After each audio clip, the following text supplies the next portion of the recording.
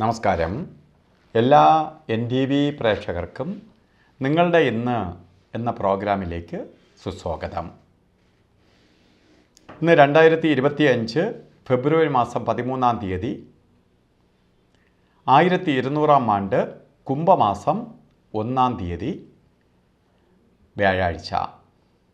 ഇന്നത്തെ നക്ഷത്രം മകം നക്ഷത്രമാണ്. ഇന്ന് ഏറ്റവും നല്ല ദിവസം വേണമെങ്കിൽ എന്ന് പറയാം. ഒന്ന് പ്രഥമയാണ്. നല്ല നക്ഷത്രം മകം നക്ഷത്രം, ശുഭനക്ഷത്രം, ശുഭദിനം വ്യാഴാഴ്ച. ഇന്ന് മലയാള മാസം 1-ാം തീയതി കൂടിയാണ്. എല്ലാം കൂടി അനുകൂലപ്രദമായി വന്നിരിക്കുന്ന ഒരു ദിവസമാണ് ഇന്ന്. ശരിക്കും പറഞ്ഞാൽ ഭാഗ്യദായകമായ ഒരു ദിവസം എന്ന് പറയാം.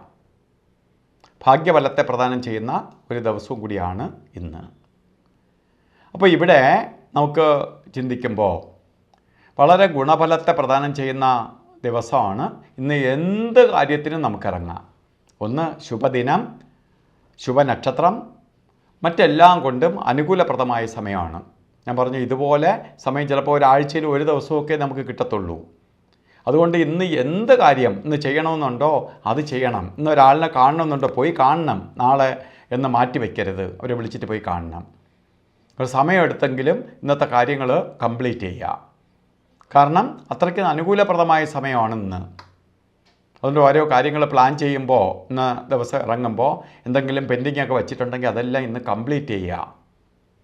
അതുപോലെ ഇന്ന് ബർത്ത്ഡേ വന്നിട്ടുള്ള ഒരു മകൻ നക്ഷത്രം, കുംഭമാസം 1-ാം തീയതി കുംഭമാസത്തിലെ മകൻ നക്ഷത്രം വന്നിട്ടുള്ളവർക്ക് ഒരു വർഷത്തെ ഫലത്തെ നമുക്ക് ചിന്തിക്കുമ്പോൾ നിങ്ങൾക്ക് ഭാഗ്യദായകമായ ഒരു വർഷമാണ്. ഭാഗ്യത്തെ കൊടുക്കുന്ന ഒരു വർഷമാണ്. വളരെ നേട്ടത്തെ കൊടുക്കുന്ന ഒരു വർഷമാണ്. വളരെ ഉയർച്ചയെ കൊടുക്കുന്ന ഒരു വർഷമാണ്. കാരണം സാമ്പത്തിക നേട്ടം ഉണ്ടാവും, ജോലിയില്ലാത്തവർക്ക് ജോലി കിട്ടും. അതുപോലെ മുടങ്ങിക്കിടക്കുന്ന കാര്യങ്ങളെല്ലാം സഫലീകരിക്കാൻ ഇടവരും.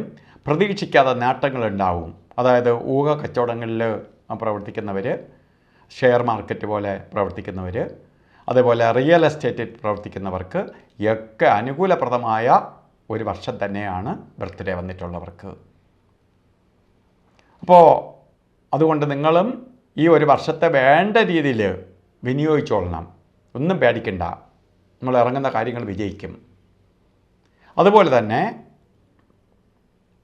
ഇന്നത്തെ ദിവസം ഓരോ കാര്യത്തിന് ഇറങ്ങുന്നവർ രാഹുകാല സമയം, നല്ല ദിവസമെന്ന് ഞാൻ പറഞ്ഞു എങ്കിലും ഓരോ കാര്യത്തിന് ഇറങ്ങുമ്പോൾ യാത്രയിൽ ബുദ്ധിമുട്ട് വരാതിരിക്കാൻ വേണ്ടി രാഹുവിന് അനുവദിച്ചു കൊടുത്തിരിക്കുന്ന സമയത്ത് യാത്ര തുടരരുത്, യാത്ര തുടങ്ങരുത്.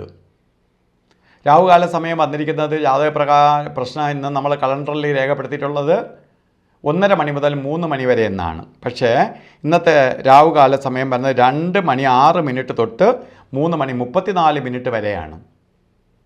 ഈ സമയം യാത്ര തുടങ്ങരുത്. രാഹുകാലത്തിന് മുമ്പോ രാഹുകാലത്തിന് ശേഷമോ ശുഭയാത്രകൾ, ദൂരയാത്രകൾ പോകുന്നത്, മറ്റെന്തെങ്കിലും ശുഭയാത്രയ്ക്ക് പോകുമ്പോൾ സൂക്ഷിക്കണം. അല്ലാതെ നമ്മൾ പോകുന്ന യാത്രയ്ക്കൊന്നും ഇതൊക്കെ നോക്കിക്കൊണ്ടിരുന്നിരിക്കാൻ പറ്റിയെന്നിരിക്കില്ല. അതുപോലെ യമകണ്ഠകാല സമയവും ഗുളികകാല സമയവും ഒരു ശുഭകാര്യത്തിനും എടുക്കരുത്.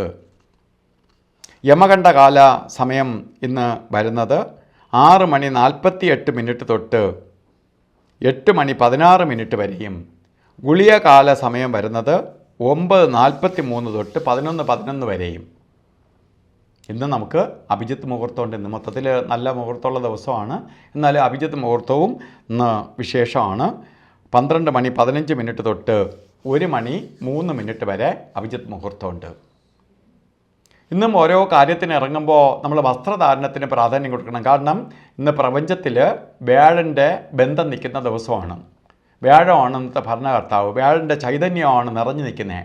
ആ ചൈതന്യം നമ്മളിലേക്ക് ആഗിരണം ചെയ്യാൻ വേണ്ടി ശരിക്ക് മഞ്ഞ മിക്സായിട്ടുള്ള കളറിലുള്ള വസ്ത്രധാരണം ചെയ്യുന്നത് വളരെ ഭാഗ്യത്തെ നമ്മളിലേക്ക് കൊണ്ടുവരും.